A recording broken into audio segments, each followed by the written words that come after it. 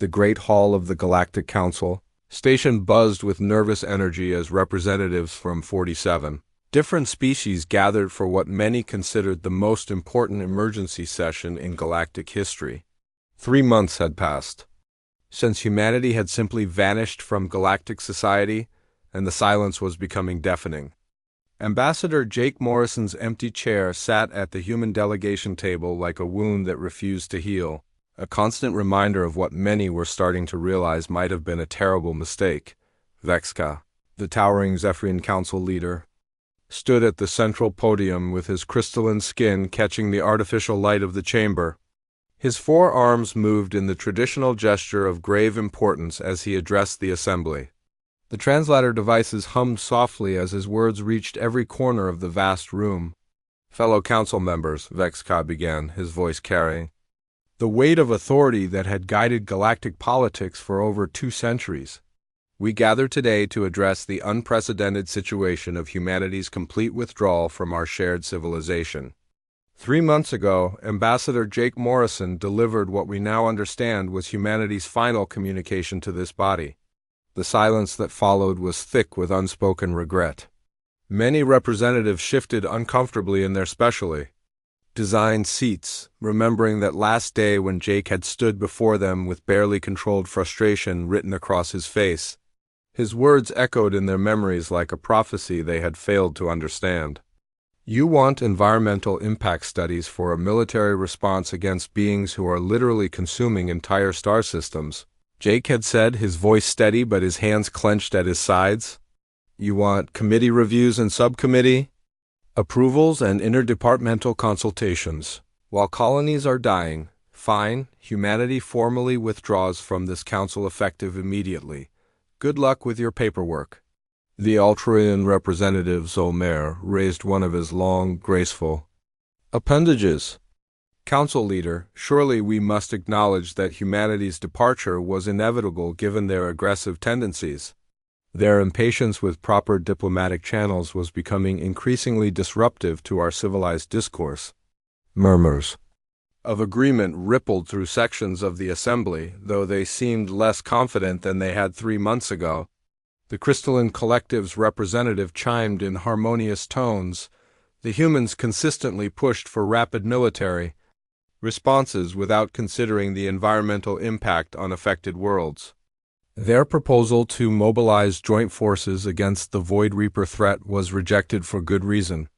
Vexka nodded slowly, though something in his posture suggested growing uncertainty.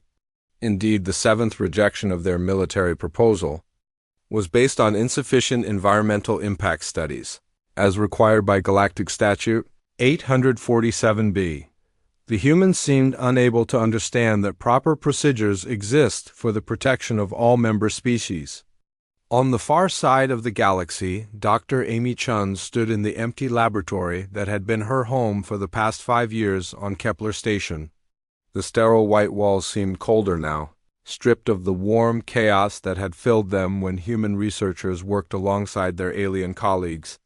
Her research partner, Trill 9, watched with his compound eyes reflecting confusion and something that might have been sadness as Amy systematically destroyed years of work. "Amy, please explain this behavior," Trill 9 clicked in the precise mechanical tones of his species. "Your research on quantum biology could revolutionize medical treatment across 17 species. Why are you eliminating this valuable data?" Amy looked up from the computer terminal where she had just deleted another terabyte of breakthrough research. Her eyes were red-rimmed from exhaustion and emotions she was trying to keep under control. "You don't understand, Trill 9. You never did. None of you ever did." The insectoid scientist tilted his triangular head in the gesture his species used. "For deep confusion, clarify this statement. I have worked with you for 1,847 standard days. I believed we had achieved productive collaboration." "We did," Amy said softly, turning to face her former partner. "But that was never the point, was it? Every breakthrough we made, every innovation we developed, every solution we proposed to help people who were suffering, it all got buried under committees and studies and reviews and more committees. How many people died while the council was deciding whether our cancer treatment might affect the emotional stability of Rigelian moss? Trill 9's antennae twitched rapidly, a sign of processing. Distress. Proper procedures ensure safety for all galactic citizens.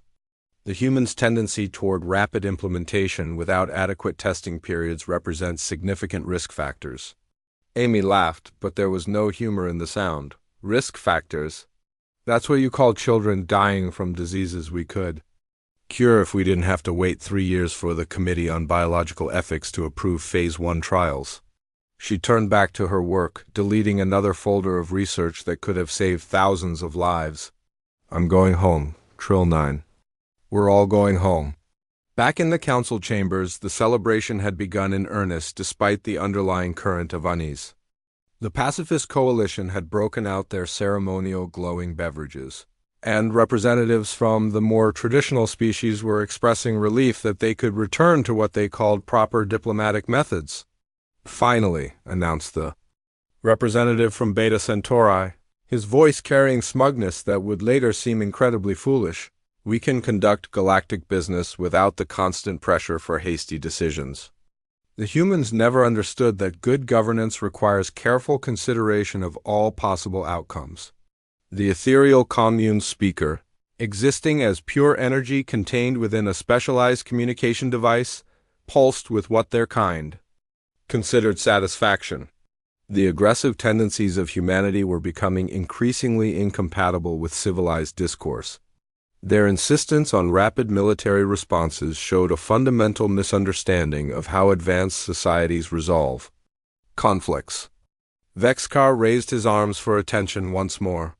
While we must acknowledge some challenges in our relationship with humanity, we should also recognize this as an opportunity.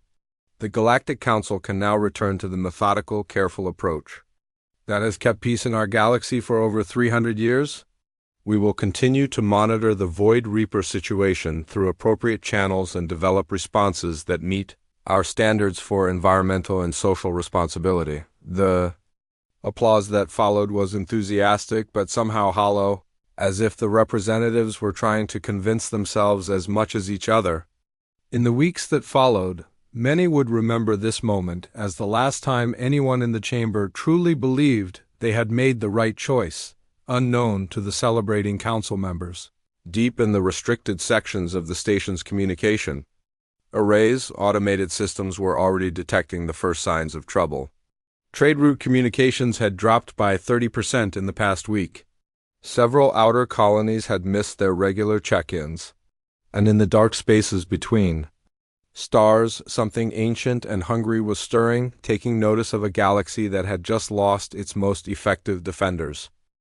Captain Ben Walker stood on the bridge of the Meridian Defense Force vessel Starlight and watched the tactical display with growing concern.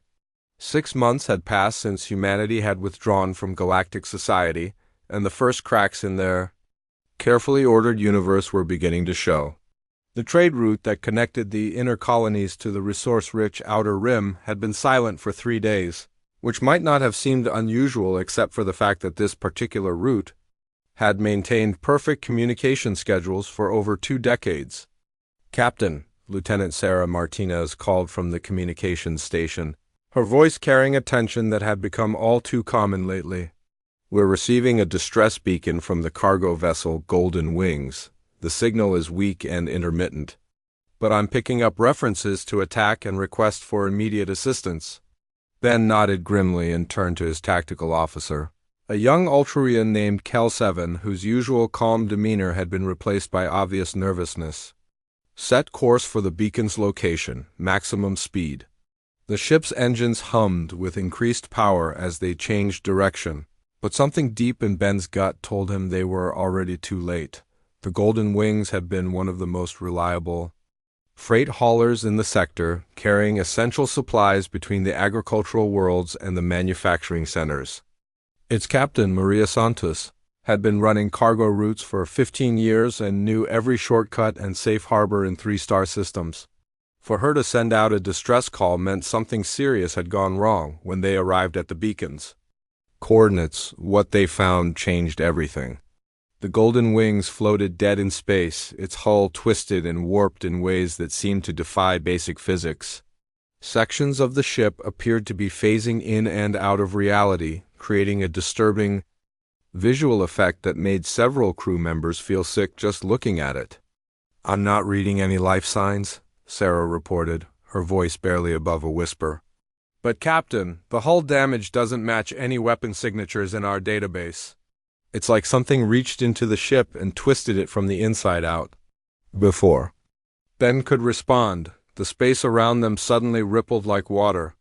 3 ships emerged from what appeared to be nothing, their dark hulls seeming to absorb light rather than reflect it. The vessels had no recognizable design, appearing more grown than built, with organic curves that hurt to look at directly. "Red Alert!" Ben shouted, but even as he spoke, he knew they were facing something completely beyond their experience. The enemy ships moved with impossible grace, seeming to slide through space rather than fly through it. When they opened fire, their weapons didn't just damage the Starlight's shields. They seemed to unravel reality itself around the impact points. Kel 7 worked frantically at his station, trying to coordinate defensive fire from their escort ships. "Captain, our weapons are having minimal effect. The enemy vessels appear to be shifting between dimensional phases, making direct hits extremely difficult to achieve." The battle lasted only minutes, but it felt like hours. 3 of Ben's 5 escort ships were destroyed, their hulls twisted into impossible shapes just like the Golden Wings. The remaining vessels, including the Starlight, only survived because the enemy ships simply vanished as suddenly as they had appeared. Apparently satisfied with their demonstration of power, Ben stared at the wreckage floating around them and realized that everything had changed. "Get me a priority communication to Galactic Command," he ordered, his voice hoarse. "Tell them we've encountered hostile forces with technology far beyond anything in our databases, and tell them we need human tactical expertise immediately." Meanwhile, on the agricultural world of New Series, Administrator Lisa Hayes was dealing with her own crisis. The planet's massive irrigation systems, which had been designed and built by human engineers 7 years earlier, were failing across multiple sectors. What had seemed like routine maintenance issues 3 months ago had escalated into a full-scale agricultural disaster. The primary water distribution network is operating at only 40% capacity, reported Chief Engineer Paul Rodriguez, a Zephyrian whose crystalline structure was flickering with stress patterns. The backup systems are also showing degradation. We have attempted to access the human-designed repair protocols, but the technical specifications were encrypted and locked when the humans departed. Lisa stood in the central control room, looking at displays that showed failing crops across thousands of square kilometers. New Series fed 17 other worlds in the sector, and with food production dropping so dramatically, entire populations were at risk of starvation. The human engineers who had designed these systems had built them to be incredibly efficient, but they had also built them to be maintained by people who understood human engineering principles.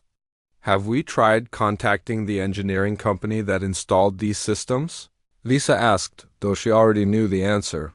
"Morrison Agricultural Solutions was based on Earth," Paul replied. "All attempts to establish communication have been unsuccessful." The automated response indicates that the company is no longer accepting contracts with non-human entities. The irony was bitter. The same humans who had been dismissed as impatient and aggressive had created systems so advanced that no one else could properly maintain them. The irrigation networks used quantum-level soil analysis and weather prediction algorithms that were beyond the understanding of any other species. Without human expertise, they were slowly breaking down, back in the Galactic Council chambers. Counselor Vexka received the reports with growing alarm. The attack on the Meridian Defense Force was just the latest in a series of incidents that painted a disturbing picture. 12 trade routes had gone silent in the past month. 7 outer colonies had missed their regular communication windows. And most troubling of all, the quantum early warning systems that humanity had established to monitor for extraterrestrial threats had been shut down when they left. "Honorable Counselor," his aide Zara Prime approached carefully, "we have received Formal requests from 17 member worlds asking for assistance with human-designed infrastructure failures. The requests range from medical equipment malfunctions to planetary defense system shutdowns. Vexka felt something he had not experienced in decades, a cold fear that settled in his stomach like a stone. Prepare a priority communication to Earth, diplomatic channels, full authority codes. The response came back within hours, delivered by an automated system that was polite but absolutely final. The Human Confederation regrets that it is currently unavailable for consultation with Galactic Council entities. Please direct all future communications through appropriate legal channels. This message will not be repeated. For the first time since humanity's departure, Vexka began to wonder if they had made a terrible mistake. 1 year after humanity had vanished from galactic society, the universe exploded into chaos.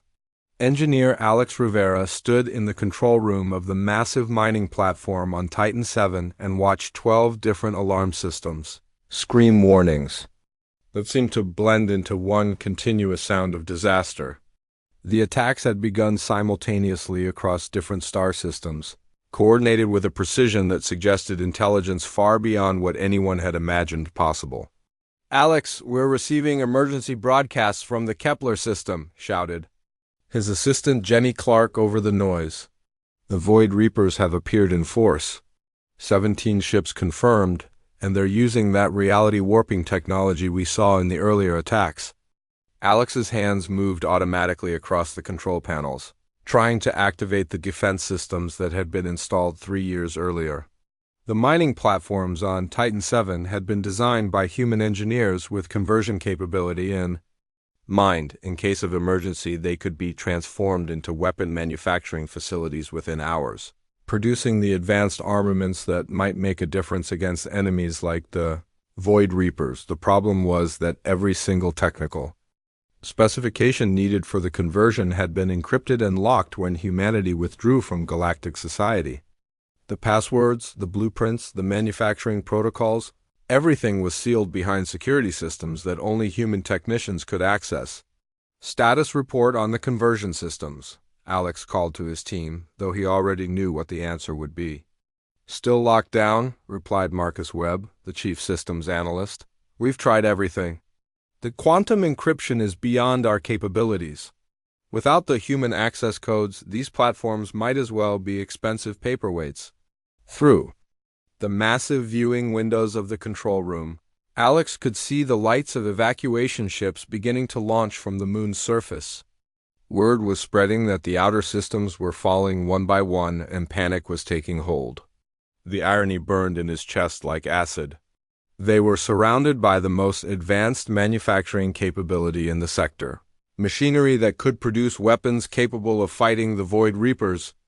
But they might as well have been looking at alien artifacts for all the good it did them. Meanwhile, in a remote research station hidden in the asteroid belt, Dr. Kate Foster received another desperate communication from her former colleagues in the Galactic Defense Network.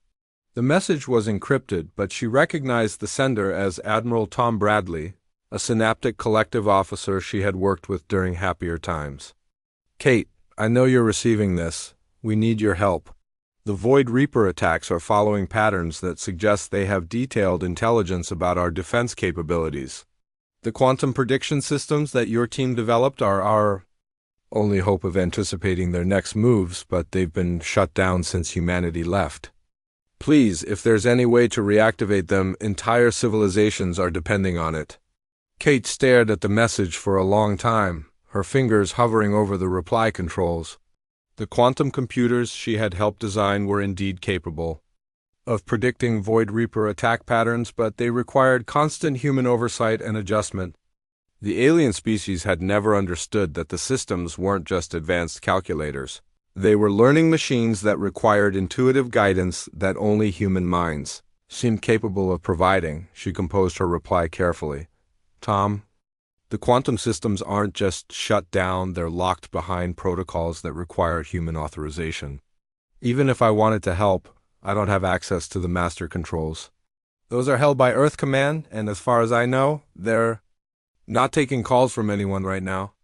Back in the Galactic Council chambers, emergency sessions had been running continuously for 3 days as reports of disaster flooded in from across known space. Vexka looked older than his advanced years, his crystalline skin dimmed with exhaustion and stress. The carefully ordered universe he had helped govern for centuries was collapsing around him. The latest reports confirm attacks on 12 separate systems, announced the military liaison, a battle-scarred veteran named General Rick Stone, who had been one of the few non-humans to serve alongside human forces. The Void Reapers are using coordinated strike patterns that suggest they have detailed knowledge of our defense networks. They're hitting us where we're weakest and avoiding our strongest defensive positions entirely. The Ultrian representative, Zolmer, was no longer speaking in measured diplomatic tones. This is the result of relying too heavily on human military doctrine. Their aggressive tactics led us to neglect proper defensive preparations through established protocols. Established protocols, snarled Counselor Trix 5 from the Outer Rim Alliance, her usual composure cracking under the pressure. Those protocols are getting people killed? Half my sector is gone, and you're still talking about proper procedures? Vexka raised his arms for order, but the gesture lacked its usual authority. Council members, accusations will not solve our current crisis. We must focus on coordinating our remaining defensive forces and establishing new communication networks to replace those that have been compromised. What defensive forces? Demanded General Stone. The humans took their tactical expertise with them. Our remaining fleets are using outdated strategies against an enemy that can literally bend reality. We need human military advisors, human-designed weapons, and human tactical computers, but we can't get any of them because we were too proud to listen when they warned us about this exact situation. The silence that followed was filled with the weight of decisions that could not be undone. On the main display screen, a map showed the current status of the galaxy. Red zones marked areas under Void Reaper control, and those red zones were expanding with terrifying speed. At the current rate of expansion, the core worlds would be under attack within 6 months. Perhaps, suggested the Crystalline Collective's representative in harmonious tones that seemed pathetically inadequate for the situation. We could offer concessions to encourage humanity's return to the galactic community. Concessions, repeated Vexka slowly. After 1 year of silence, after we celebrated their departure, after we dismissed their warnings about this exact threat, you think they will return for concessions? The truth hung in the air like a poison cloud. Every representative in the chamber knew that humanity had been right about the Void Reaper threat. They had pushed for immediate military preparation while the Council debated environmental impact studies. They had warned about the need for advanced weapons and tactical systems while committees discussed proper procurement procedures. They had offered their expertise and been rejected 7 times because their methods didn't fit established diplomatic protocols. Emergency communication to Earth, Vexka finally ordered. Full diplomatic authority. Unconditional request for assistance. The reply came back within hours, delivered through the same automated systems that had been responding to all galactic communications for the past year. The Human Confederation acknowledges the current galactic crisis. However, Earth Command is not currently available for consultation with entities that previously rejected human assistance. Please direct all future communications through appropriate channels. For the first time in his long career, Vexka felt something that he had never experienced before. True despair. The galaxy was dying, and the only people who might be able to save it were the same people they had driven away through arrogance and bureaucratic stupidity outside the council chambers. Another evacuation ship launched toward the inner systems, carrying refugees from worlds that no longer existed. The golden age of galactic civilization was ending, and everyone knew exactly whose fault it was. 18 months had passed since humanity vanished from galactic society, and Ambassador Sam Rodriguez found himself in the uncomfortable position of being the galaxy's last hope. As the only half-human diplomat who had somehow been overlooked, during humanity's complete withdrawal, He stood on the bridge of the exploration vessel Dawnrunner and stared at the tactical display showing their destination. The Sol System, humanity's birthplace and final stronghold. "Sir, we're approaching the edge of human space," reported Navigator Lucy Adams, one of the few humans who had remained in galactic service due to her mixed heritage. "Sensors are detecting massive energy signatures throughout the system. Whatever defenses they've built, they're unlike anything in our databases?" Sam nodded grimly as he studied the readings. The Council had been desperate enough to authorize this secret mission after formal diplomatic channels had failed completely. 70% of known space was now under Void Reaper control, and refugee fleets crowded the remaining safe systems like frightened animals. The proud species that had celebrated humanity's departure now begged for scraps of human technology that might help them survive another day. "Begin standard approach protocols," Sam ordered, though he suspected that nothing about this encounter would be standard. "Open all communication channels and broadcast our diplomatic credentials. Make it clear that we come seeking dialogue, not conflict." The response came immediately, delivered by automated systems that were so advanced they seemed almost alive. A calm voice filled the bridge, speaking in perfect galactic standard with just a hint of the accent that marked it as unmistakably human. "Unknown vessel, you are entering restricted space. The Sol System is currently closed to all non-human entities. Please alter your course and return to neutral territory." "This is Ambassador Sam Rodriguez of the Galactic Council," Sam replied, trying to keep the desperation out of his voice. "I request permission to speak with Earth Command regarding the current galactic crisis. I carry formal authorization from the full Council." The pause that followed lasted exactly 30 seconds, long enough for Sam to wonder if his mixed heritage would be enough to gain him access. When the response came, it was polite but absolutely final. "Ambassador Rodriguez, Earth Command acknowledges your credentials and your partial human heritage. However, the Human Confederation is not currently accepting visitors or engaging in diplomatic relations with galactic entities. This policy remains in effect indefinitely." As if to emphasize the point, the space around them suddenly filled with defensive platforms that had been completely invisible moments before. The technology was so far beyond anything Sam had ever seen that it took his breath away. The platforms seemed to shift and flow like living things, their surfaces reflecting starlight in patterns that hurt to look at directly. "Sir," whispered Lucy, her voice filled with awe and fear, "these defensive systems are reading as more advanced than the Void Reaper technology. How is that possible in just 18 months? Before Sam could answer, one of the platforms moved close enough for them to see details of its construction. The hull appeared to be made of some kind of self-repairing crystal that constantly shifted and adapted its structure. Energy readings showed power levels that should have required a small star to generate. Humanity didn't just withdraw, Sam realized aloud. They evolved.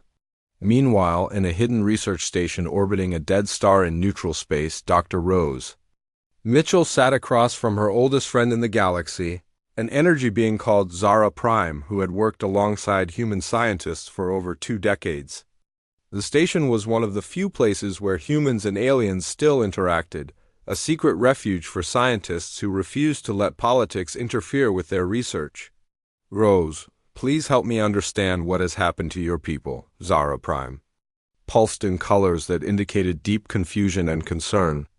"The defensive systems surrounding Earth are beyond anything we thought possible. Have humans truly advanced so far in such a short time?" Rose looked tired, older than her 45 years, but there was something in her eyes that Zara Prime had never seen before. Pride mixed with sadness, hope tempered with regret. "We didn't advance, Zara. We finally stopped holding ourselves back. The energy being flickered with curiosity patterns." Explain this statement. "For decades we tried to work within your systems," Rose began, pouring herself a cup of coffee that was probably worth its weight in gold now that trade with Earth had stopped. "Every breakthrough we made, every innovation we developed, every solution we proposed, it all got filtered through committees and review boards and environmental impact studies. We were so busy trying to fit into your idea of civilized behavior that we forgot what we were really capable of. She activated a holographic display that showed technological development charts spanning the past 18 months. When we left, we stopped trying to make our technology acceptable to other species. We stopped limiting ourselves to what the Council considered safe or proper. We just focused on solving problems the fastest and most effective way possible. The results were staggering. Humanity had made more technological progress in 18 months of isolation than they had in the previous 50 years of collaboration. Energy systems that tapped directly into quantum vacuum fluctuations. Materials that could restructure themselves at the atomic level. Weapons that could manipulate the fundamental forces of reality itself. But there's something else you need. To understand about the Void Reapers, Rose continued, her expression growing darker. They're not conquerors in the traditional sense. They're refugees. Zara Prime's energy patterns shifted to confusion. Clarify this statement. They come from a dying dimension, Rose explained, calling up new data that showed energy readings from Void Reaper technology. Their universe is collapsing, and they need massive amounts of energy to sustain themselves in our reality. They're not trying to rule the galaxy, they're trying to harvest it. Every planet they consume, every star system they drain, it's all fuel for their continued existence. The implications hit Zara Prime like a physical blow. Then conventional military resistance is futile. Exactly, Rose nodded. You can't negotiate with beings who need to consume your entire civilization just to stay alive. You can't reason with creatures who view every living thing as nothing more than a battery to be drained. The only way to stop them is with technology, advanced enough to cut them off from their dimensional anchor points and force them back to their dying universe. Technology that only humanity now possesses. Zara Prime realized. Rose smiled, but there was no warmth in the expression. Technology that we tried to develop in cooperation with the Council for years. Technology that got buried under environmental impact studies and committee reviews while the threat grew stronger. We warned everyone what was coming, but nobody wanted to listen to the aggressive humans who didn't understand proper diplomatic procedures. Back on the Dawnrunner, Sam received another transmission from the automated defense systems. Ambassador Rodriguez, this is your final warning. Withdraw from Sol Space immediately or defensive measures will be initiated. The Human Confederation wishes no harm to come to galactic entities, but our territory will be protected. As his ship slowly turned away from the most heavily defended system in known space, Sam realized that the galaxy's fate now rested entirely in the hands of the people they had driven away through pride and bureaucratic stupidity. Humanity held the key to defeating the Void Reapers, but after 18 months of silence and isolation, would they choose to save the civilizations that had rejected them? The answer, Sam feared, would determine whether galactic civilizations survived or died. In the cold darkness between the stars. 2 years after humanity had vanished from galactic society, Counselor Vexka stood before the emergency assembly and prepared to do something that his species had never done in over 4 centuries of galactic leadership. The Great Hall was half empty now, with many representatives having fled to the inner core worlds as the Void Reaper advance continued its relentless march toward the heart of civilization. The proud banners and ceremonial decorations that had once symbolized galactic unity now seemed like pathetic reminders of a golden age that was ending in darkness and fear. Fellow council members, Vexka began, his crystalline skin dulled with exhaustion and defeat. Today we must acknowledge a truth that many of us have refused to face. We were wrong about humanity. We were wrong about their methods. We were wrong about their warnings. And our pride may have doomed every living being in this galaxy. The words fell into a silence so complete that the soft hum of the station's life support system seemed deafening. Representatives who had once celebrated humanity's departure now sat with their heads bowed in shame and desperation. The latest reports painted a picture of absolute catastrophe. 85% of known space was under Void Reaper control. Refugee fleets filled every safe harbor to overflowing, and the remaining defense forces were being systematically destroyed. by an enemy they could not understand or effectively fight. The motion before us today is unprecedented in Council history, Vexka continued. A formal apology to the Human Confederation and an unconditional plea for their assistance in our darkest hour. All those in favor. Every single hand, tentacle, appendage, and energy projection rose in unanimous agreement. There were no speeches, no debate, no procedural delays. The species that had once prided themselves on careful deliberation now moved with the desperate speed of the truly doomed. The message was broadcast on every frequency, transmitted through every available communication channel, and repeated in all known languages. To the people of Earth and all human colonies, the Galactic Council formally apologizes for our treatment of humanity and our rejection of your warnings about the Void Reaper threat. We were wrong. We need you. Please come home. The response came not from Earth, but from the space directly outside the Council station. Reality seemed to ripple and fold, and suddenly a ship appeared where nothing had existed moments before. The vessel was unlike anything in any galactic database, its hull seeming to bend light around itself while energy readings showed power levels that should have been impossible to contain. On the bridge of the human vessel Defiance, Captain Nick Sullivan studied the readings from the Council station with a mixture of satisfaction and genuine sadness. The proud species that had dismissed humanity as too aggressive and impatient were now huddled in their last few safe harbors, begging for help from the people they had driven away. "Open a channel to the Council chambers," Nick ordered his communications. "Officer, Lieutenant Danny Carter, it's time they learned the truth about what's been happening for the past 2 years." The main screen in the Council hall flickered to life, showing Nick's weathered face and the advanced bridge of his ship behind him. The technology visible in the background was so far beyond current galactic standards that several representatives gasped audibly.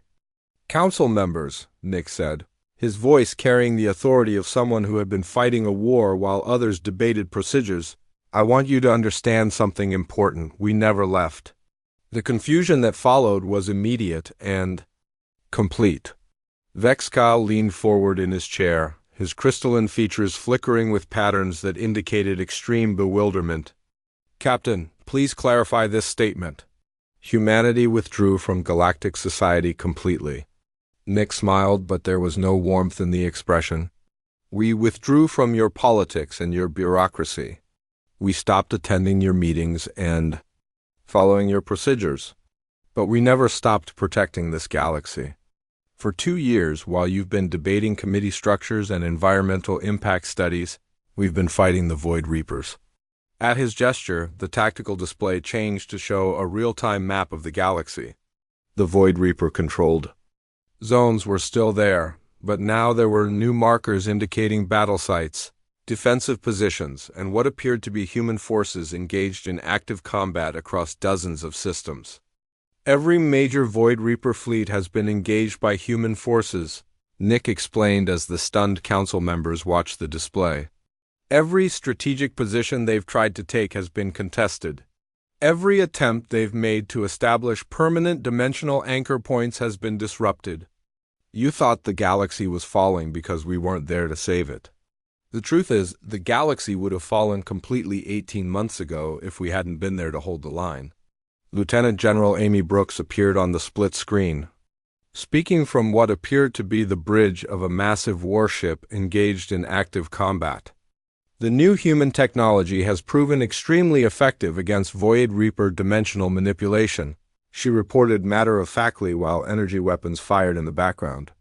"Our quantum disruption systems can sever their connection to their home dimension, forcing them back to their dying universe." "But why?" demanded the Etrurian representative, his composure finally cracking completely. "Why would you continue to protect us after we rejected your help and celebrated your departure?" Nick's expression softened slightly. "Because that's what humans do. We don't abandon people just because they're too proud or stupid to ask for help properly. We don't let entire civilizations die because their leaders hurt our feelings. But we also learned something important during these 2 years of fighting alone. The captain leaned back in his chair, and for the first time since humanity's withdrawal, he looked genuinely relaxed. We learned that we're a lot more capable when we're not constantly trying to work within systems designed to prevent us from being effective. We made more technological progress in 18 months of isolation than we had in 50 years of committee meetings. As if to prove his point, dozens of human ships began decloaking throughout the galaxy, their positions marked on the tactical display. They have been everywhere, fighting battles that the Council had never even known were happening, protecting worlds whose inhabitants had no idea they were under threat. The war against the Void Reapers is essentially over, Nick announced casually. Our new dimensional technology has cut off their ability to maintain stable anchor points in our reality. The remaining Void Reaper forces are being systematically forced back to their dying universe. The silence that followed was broken by Vexka's voice, smaller and more humble than it had ever been. "What do you require from us?" "Nothing complicated," Nick replied. "Recognition that when lives are at stake, bureaucratic procedures take second place to actually saving people. Respect for human methods even when they seem unconventional or aggressive. And the authority to implement military responses to existential threats without waiting for environmental impact studies." As the transmission ended, Ambassador Jake Morrison walked into the council chambers for the first time in over 2 years. The hall had been redesigned during the crisis, with human efficiency. Principles replacing the old ceremonial arrangements. Decisions could now be made in minutes rather than months. Jake took his seat at the human delegation table and looked around at the assembled representatives. "Ladies, gentlemen, and assorted energy beings," he said with the ghost of his old smile, "let's talk about how we're going to run this galaxy properly." Outside the station, human ships continued their patrols through space that was finally safe again, protecting civilizations that had learned the hard way that sometimes the most valuable allies are the ones willing to walk away when not properly valued.